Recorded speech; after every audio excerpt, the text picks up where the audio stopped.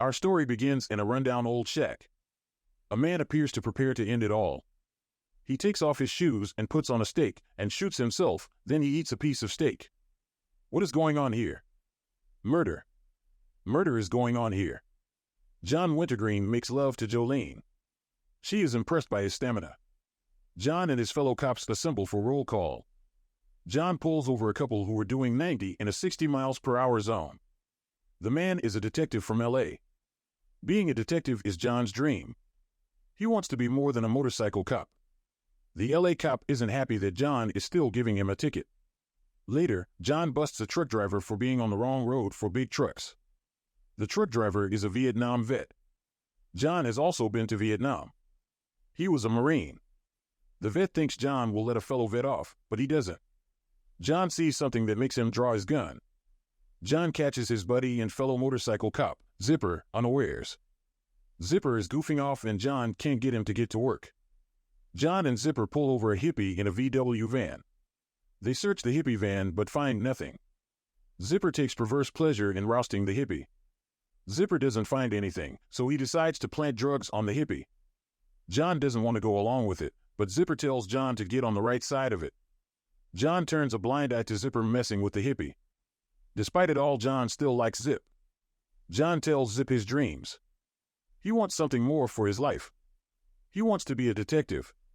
Zip is content to kill time doing nothing and getting paid for it. Zip is a simple guy. His biggest dream is to get a nice Harley motorcycle. John and Zipper see Crazy Willie wandering the desert. Willie tells John that someone shot Frank in his shack. John investigates Frank's shack and finds his body. Frank has a string around his toe and a wound in his chest. John investigates the scene like the detective he wants to be. John is full of ideas on how they'll catch the killer, but the coroner is ready to wrap up the case as a suicide. The coroner starts touching the shotgun and the body, which freaks John out because as far as he's concerned, the coroner is contaminating the crime scene. The coroner does not like being told how to do his job by John because he sees John as nothing more than a glorified meter maid. John threatens to arrest the coroner, which pisses off the coroner. They are both yelling at each other when John's boss shows up and kicks John out. John tells Zipper, who could care less, that there is no way this was a self-inflicted wound. No one does that to themselves when there's a chance it could take hours to pass away. Painful hours at that. John sees this as a chance to achieve his dream of becoming a detective.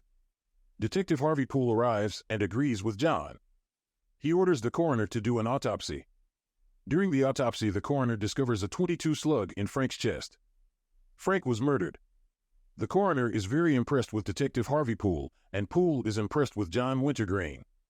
He assigns John to be his driver and help him close the case. John gets dressed up in his nicest early 70s cowboy finery and goes to the bar to pick up Harv. While Harv is in the restroom, Jolene comments on Big John's fresh new duds. When Harv gets out of the restroom, he rambles about all the cops being shot. He tells John that he'll help him become a detective. John and Harv question Willie. Willie seems incoherent. Says there's been a lot of hippies hanging out around Frank's place. He tells the two cops that Frank had $5,000 at his place. A possible motive. Harv and John rush to Frank's place. Harv lectures John about listening to the night. He explains to John that there is a difference between education and wisdom. Harv explains that a man has to listen to his inner voice. He wants John to be a great detective.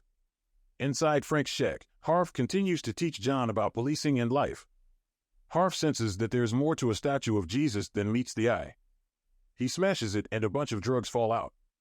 They go to a hippie commune to find their suspect. That suspect is named Bob Zemko. At the commune, John promises Harv that he will track down Zemko. He finds a bunch of motorcycles and some pigs. He questions a hippie who tells him he is standing in pig shit. John is polite to the hippie, so the hippie assembles the other hippies so John can question them. The assembled hippies claim to not know who Bob Zemko is. One of the girl hippies affectionately calls John the Little Chief. John thanks them for their help. John tells Harv the result of his investigation. Harv doesn't like hippies, so he takes the bullets out of his gun, lets them drop to the ground. He questions/beats up the male hippies until a girl finally says she knows Bob Zemko. As a last humiliation, he tells John to pick up his bullets. The hippies look at John disapprovingly as he picks up the bullets. John and Harv take the girl in for questioning. At the police station, John is very nice to the girl. Harv sees this and tells John a little something about police work and women. If you mix the two, you can't do justice to either one. More importantly, Harv says she gave up information on Zemko. She says he's headed north. Harv brings John to a very familiar bar to meet a fine young lady that has brought a lot of happiness into my life, unquote. Harv and John enter Jolene's bar. Since it is a day that ends in the letter Y, she's drunk. Harv is shocked to find out that Jolene has brought a lot of happiness into John's life as well. In fact, she says she's dated many cops. It's kind of her thing. Harv thought she was an innocent flower, but he's finding out very publicly that Jolene is more like the village bicycle, everyone has had a ride. Jolene talks about her life and how she let her one true love get away so she could pursue an acting career. You get the feeling that she looks longingly at the front door of her bar and fantasizes about a night when her one true love will come back to her and take her away from her sad life and all the mistakes she's made, but she knows it will never happen and that her life will be full of strange men and broken dreams. Jolene isn't done with her drunken tirade. She compares John to Harv. She says John can do it 3 times in the morning and Harv can't do it even once. This humiliates Harv in front of John. As John is driving Harv home, Harv explains that Jolene didn't mean what she was saying, but as he's talking, his anger towards John rises. He screams at him, "If you ever touch her, I'll kill you." John is back to square one. Back to sitting around in the desert doing nothing while Zipper reads comic books. He's as far from his dream of being a detective as he's ever been when he notices a group of motorcyclists and decides to follow. One of the riders turns around and John realizes that it's the guy they were looking for, Bob Zemko. John and Zipper go into hot pursuit. They chase Zemko through a neighborhood. Zipper shoots the gas tank of one of the fleeing suspects' motorcycles and sets the bike and rider on fire. Then he aims at Zemko, but before he can get the shot off, John kicks his bike, forcing Zipper to crash. John forces Zemko through the window of a cafe. Harv questions Zemko. He looks at John and starts to get angry. He threatens Zemko with extreme bodily harm. He tells Zemko that he's going to jail for Frank's murder. John stops him and Harv kicks John out of the room. John works security at a local concert with his fellow beat cops.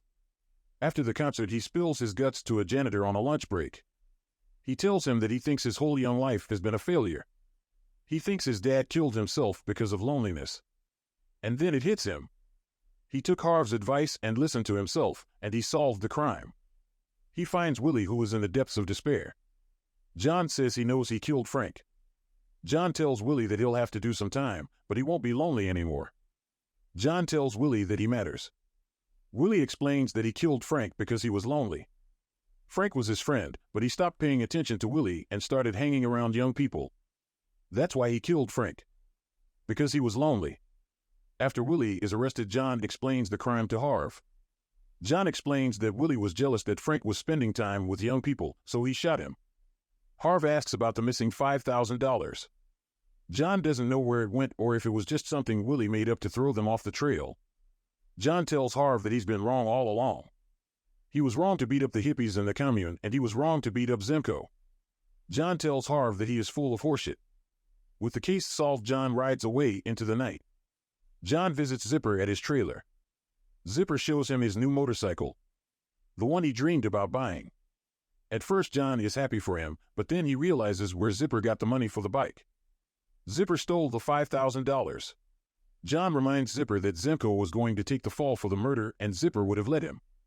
John tries to calm him, but Zipper just gets more and more upset. He starts crying and says he's scared. Zipper is afraid that everyone he harassed is going to know him in jail. He's going to lose his pension. Zipper is going to lose everything. His lazy, peaceful life is over. He decides to end it all by having John shoot him.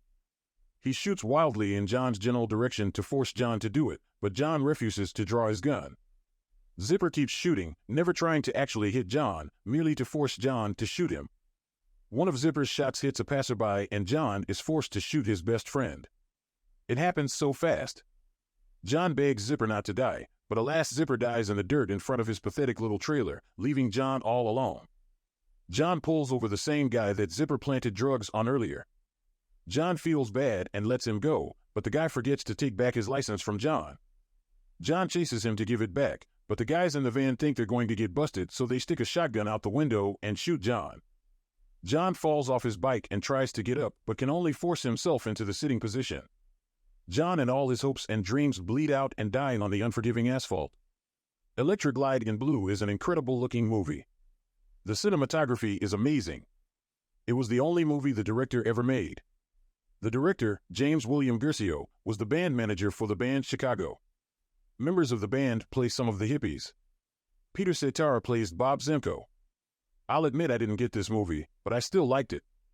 Maybe movies like this were a thing in America in the 70s. No clear-cut lines between good and evil. Everything is a shade of gray. If you like those kinds of movies, I recommend Electric Glide in Blue. Bonus fact, the name of the movie comes from the Harley-Davidson motorcycle called the Electric Glide. The blue refers to the police. Hence, Electric Glide in Blue.